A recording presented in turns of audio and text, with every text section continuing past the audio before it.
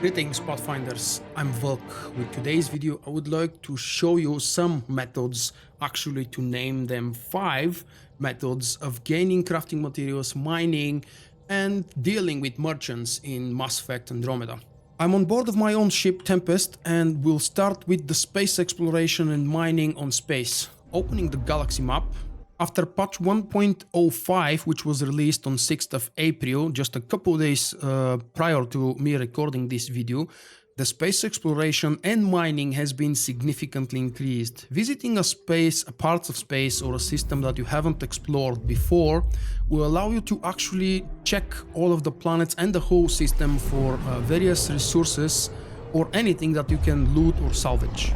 In this case, I've detected an asteroid and luckily I was able to extract some kind of mining materials. You will not always be lucky when you're visiting planets. When you are though, you might earn experience, find some things to salvage or mine things for crafting materials. This is the space exploration part and the way you can earn specific items. Now let me quickly jump to a system with an explorable planet. For example, let's go to Null, where Vulkk is. Vulkk is, spoiler alert, the second planet you will get a chance to explore. Well, actually, the second and the third appear at the same time. It was just the second that I personally decided to go explore. It's a huge, giant ice world. Dead world as well.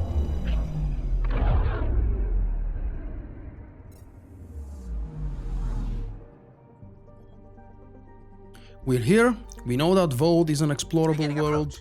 When you click to travel there, because of the latest patch improvement, you can skip all of these traveling sequences, which are very annoying and time consuming. And when you arrive at the planet, on the left side, you will see the available minerals that you will be able to loot from that planet. Most of the planets, or I should say each one of the explorable planets, has a specific mining material that actually is in abundance compared to the other ones, and I'm talking about the nodes. I'll tell you more about the nodes when we land down to the planet and I talk about the mining crafting materials on the ground. Let's do that now. The first part of this video was about space mining and space exploring and how to gain crafting materials from space.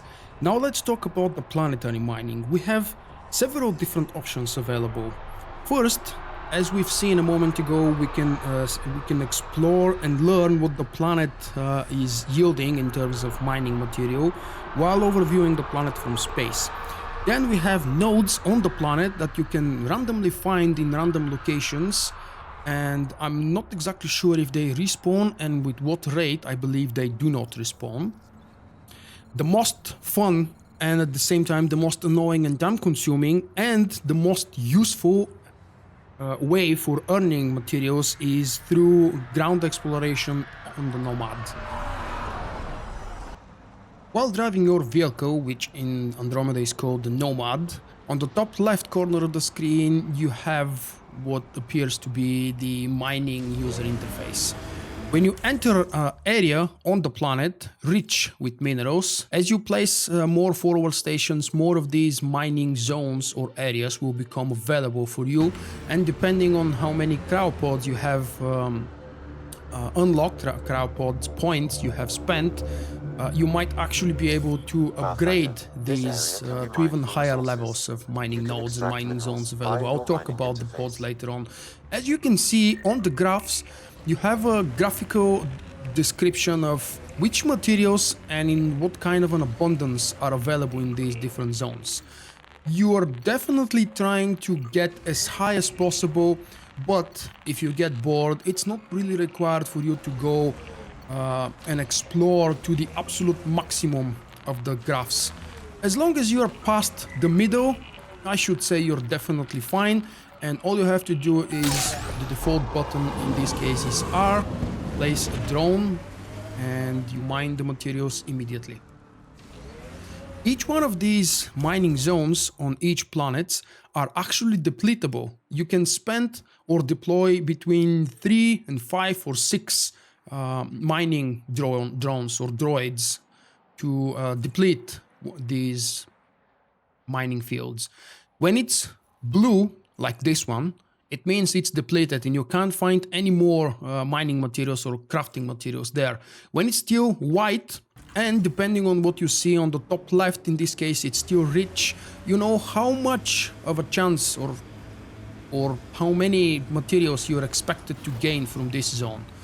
And yep, that's the best part, because it's by far the most productive way for you to earn or mine for crafting materials, but also it's the most tedious one, because you definitely need to spend some time, go off the roads, explore the mountains and such, and find the best places for these things, because they do not respawn, they don't get replenished.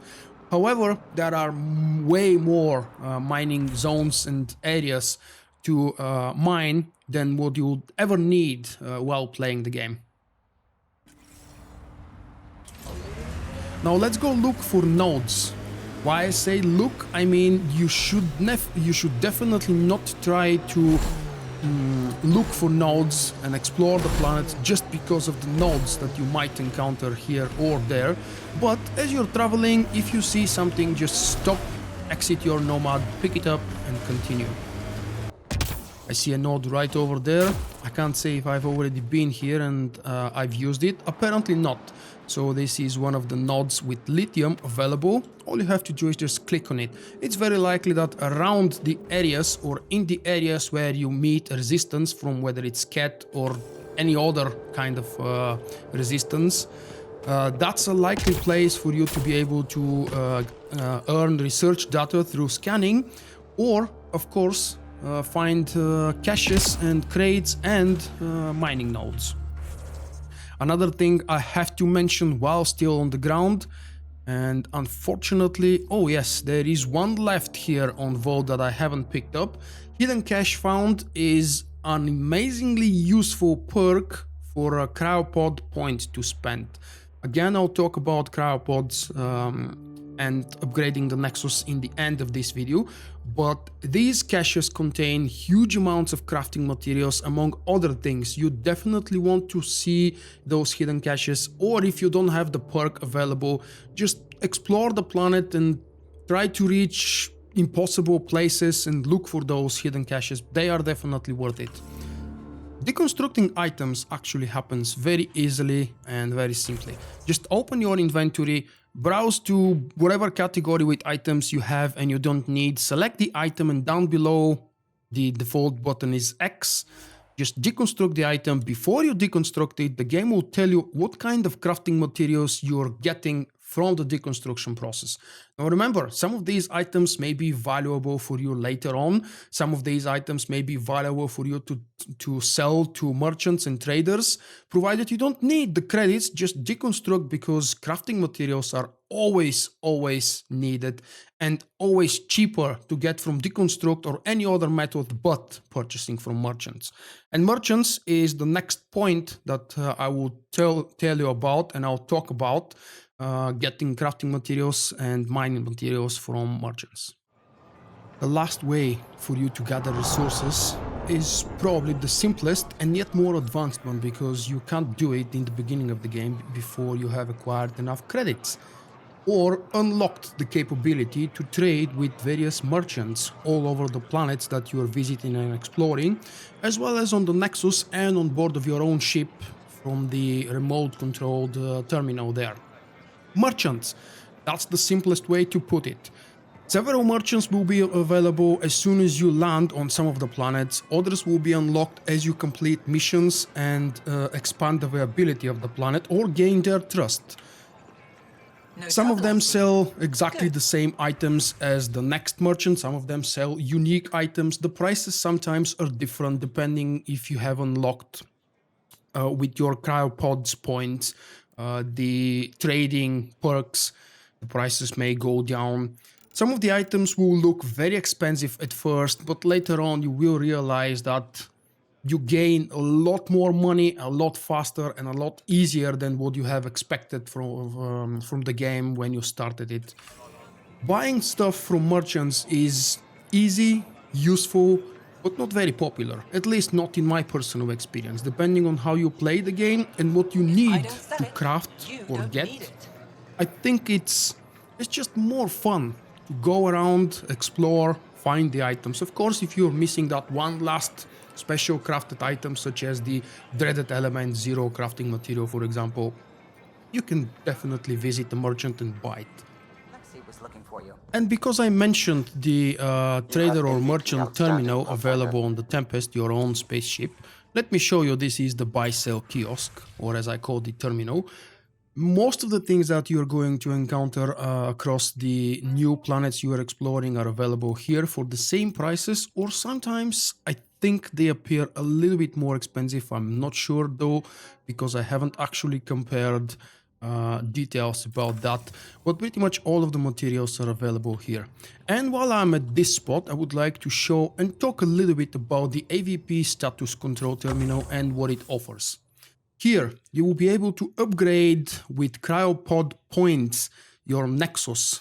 As you can see in the top right corner, my Nexus is level 20, which for the normal game is the level cap. I'm not exactly sure if it will be able to be expanded beyond level 20 in New Game Plus, because I haven't started it yet. But in these three main categories on the left side, science pods, military pods, and commerce pods, you will have a chance to upgrade various things, including, for example, lab technicians will allow you to earn research points at regular levels. The mining operations is going to allow you to receive a selection of minerals at regular intervals. Down below, you will see that there are some specific upgrades related to gaining mining nodes. There will be another accelerated mining, which I've also purchased, reduced the amount of time required to gather the minerals from the lab technicians and mining operations and such. Provided you cover all the requirements, you will also be able to increase the rare mining nodes available across the known planets while you are exploring them. I highly suggest you to look throughout all of these perks and decide which ones you want, because some of them will be gated behind expanding your presence on various planets and gaining viability percentage. Don't spend the cryopods as soon as you earn them on the first things that become available, because playing right with the cryopods points and upgrading the Nexus can actually make your gameplay and the your life in Andromeda much easier and a lot more fun. And that was all, folks. I hope that you would find this video useful, and of course, if you did, consider checking out my other playlists with my full playthrough of the game story, my guides and tutorials, which is actually the playlist involving or including this video, as well as my Mass Effect Andromeda news and the highlights and best moments playlists as well. All of these things will be listed down below in the video description. Haven't subscribed to my channel yet, I invite you to do so, because I have a lot more Mass Effect Andromeda content for you in the future, and hopefully you'll find it useful and entertaining. Thank you for watching. I hope you have enjoyed the video. Click the like button and help me out. Visit my website vulkk.com for daily videos and news. To help me improve and expand, consider becoming my patron with a small monthly pledge. And stay in touch by following me on Facebook and Twitter.